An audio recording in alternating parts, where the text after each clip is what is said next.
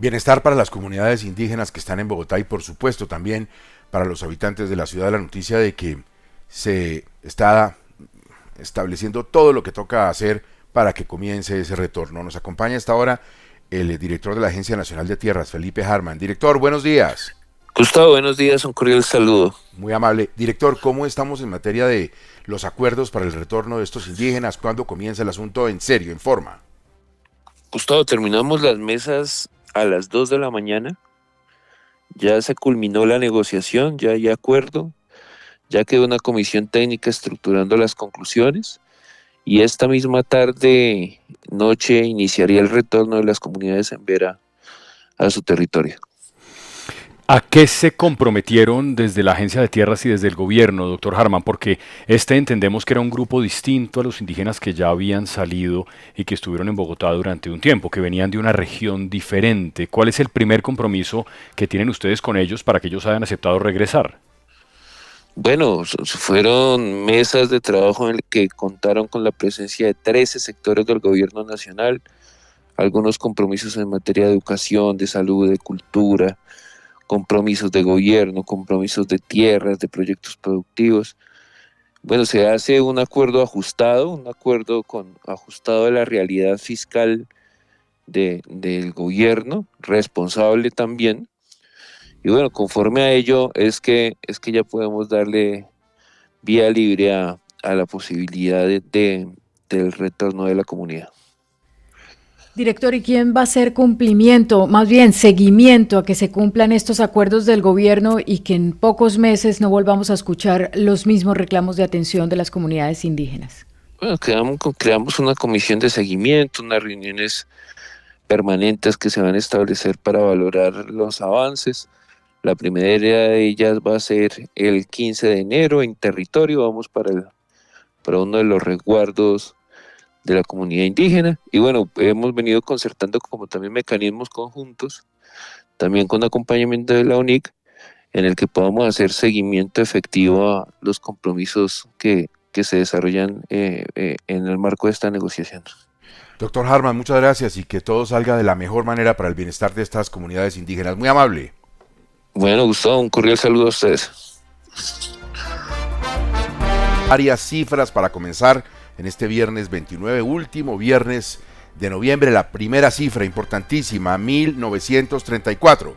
Ese es el número de nombres de víctimas de los falsos positivos que se ha revelado. Por supuesto, aquí hay un gran debate que los colombianos conocen a propósito de la famosa cifra de las 6.402 víctimas. ¿Cómo estuvo el asunto de la revelación, Cristina?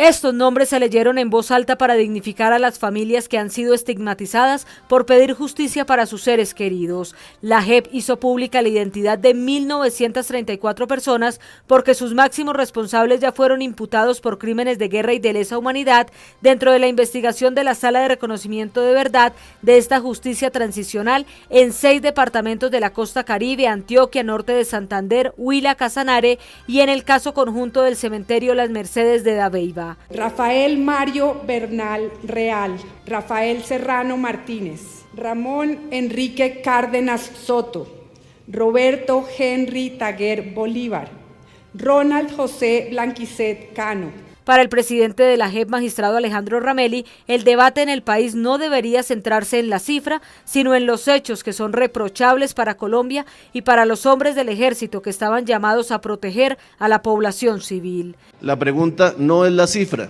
eso es una pregunta inmoral. Hoy, todas y todos, leeremos los nombres de 1.934 víctimas. Este listado es el resultado de un arduo trabajo de alta contrastación. Jacqueline Castillo, líder de las Madres de Soacha, aseguró que no tendrían por qué exponer los nombres de los 6.402 falsos positivos porque sus familiares no son un objeto que está a la venta. ¿Por qué no pedimos como sociedad que se publiquen los nombres de los militares que estuvieron involucrados en las muertes de nuestros familiares? Que son más de 4.500 militares que están siendo investigados, que ellos sí merecerían estar en ese escarnio público. La JEP hará pública la identidad de todas las víctimas una vez culminen las labores de contrastación y termine la fase nacional del caso 03 de falsos positivos, por respeto y dignidad a sus familias, por protección de la investigación judicial y tomando en consideración las condiciones de seguridad. Cristina, la segunda cifra también tiene que ver con usted, 2.000 indígenas que han llegado ya a un acuerdo para regresar a sus regiones, que están aquí en Bogotá, ver para creer. Vamos a ver cómo avanza la cosa y por supuesto también el pronunciamiento de la Unidad para las Víctimas, que dice que no financió la estadía de los Emberá en Bogotá. Y Cristina, que no le echen todo el pato a ellos. Esta entidad aseguró que su responsabilidad es sobre la población víctima del conflicto armado, que según los listados oficiales, en el caso de la comunidad indígena en Vera, son 28.784. Enfocado en Risaralda, suman 6.112. La directora de la Unidad para las Víctimas, Lilia Solano, fue clara al decir que esta entidad no ha financiado a esta comunidad indígena para que se movilizaran a Bogotá. No financiamos los pueblos para que vengan a Bogotá. Nuestra tarea está más bien en el marco de los derechos fundamentales, contribuir para que en diálogo con los pueblos, si se quieren reubicar, retornar o integrar, ahí está la unidad. La Unidad para las Víctimas aclaró que no toda la responsabilidad de atención a la comunidad en Vera depende de la entidad. Por su parte, activará una ruta para cumplir con lo que le corresponde frente a las peticiones hechas por los indígenas, como es la construcción del Centro de Pensamiento Mayor, retornos concertados, reubicaciones e indemnizaciones, y por eso trabajarán para conseguir los recursos. Otras entidades del Estado deberán responder por tema de tierras, viviendas, proyectos productivos, participación en los procesos de paz, salud y educación. Ante los ataques que han sufrido los indígenas en Vera por protestar en Bogotá, la Unidad para las Víctimas está evaluando denunciar a la Alcaldía de Bogotá por el delito de racismo y hostigamiento. 6 de la mañana, 4 minutos. Cristina, muchas gracias. La tercera cifra con que abrimos hoy 6 AM la tiene Diana Saray, es 18. El número de medios que son objeto de una acción de tutela de parte de la senadora Isabel Zuleta. ¿Y eso como por qué, Diana? Sí, señor, una tutela que interpone la senadora del Pacto Histórico Isabel Zuleta, porque ella antes había interpuesto también un derecho de petición, o elevado más bien un derecho de petición a 18 medios de comunicación, donde hay de todo, digitales, prensa escrita, radio, en la que le pedía que se le informara todos los estados de las cuentas de las empresas, es decir, sus estados financieros, Gustavo, quiénes son sus anunciantes, quiénes son sus accionistas, toda la información financiera.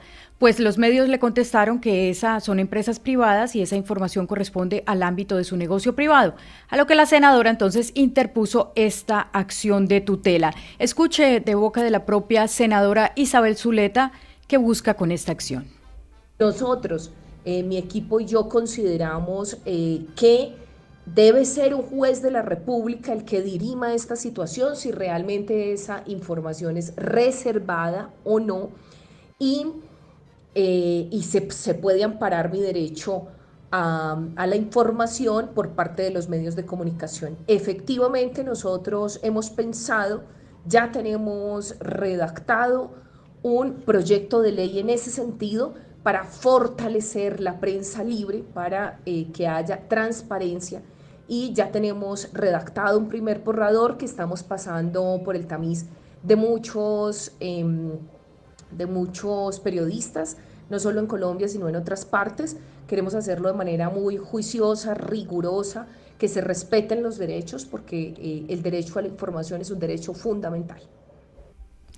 Pues ahí está, Gustavo. La senadora dice, y en alguna parte del diálogo que tuvo conmigo, dice que los colombianos tienen derecho a saber si los medios informan según lo que se les paute. Yo le ahorraría a la senadora la tutela. No, senadora, nosotros cumplimos con el deber de informar. Bueno, la senadora Zuleta velando en un proyecto de ley por la libertad de prensa es como el lobo cuidando a Caperucita, pero bueno, este es un país libre y tiene todo el derecho la senadora a hacer sus propuestas y a que en el escenario del Congreso también se dé el debate. Claro, ella es una mujer de propuestas, ella es la que propone la reelección del presidente Petro, cambiar la reelección y entre otras no sabemos cómo le ha ido en su gestión con todos los combos y los gestores de paz para lograr la paz urbana en Medellín. Porque eso sí que no arranca. No, está dedicada como a muchos frentes abiertos.